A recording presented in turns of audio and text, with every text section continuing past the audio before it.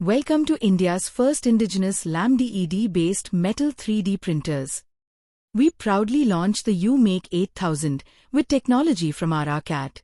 This is an advanced model with controlled atmosphere and dual powder feeder. Here we witness the printing of a circular ring in inconel in an inert atmosphere using argon gas.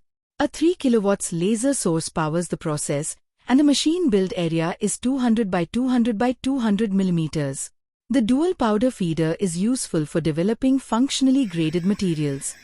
Next, we witness the printing of an impeller in titanium. Here too, we are using argon gas. Observe the smooth movement of the axes, which are powered by low inertia servo motors. The smooth movements and laser control ensure high-quality 3D printed parts.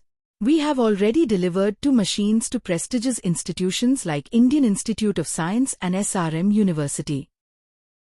And, in the future, you can look forward to more high-tech machines from us. Larger build areas, robotic 3D printing, and LPBF systems. Our heartfelt thanks to all of you.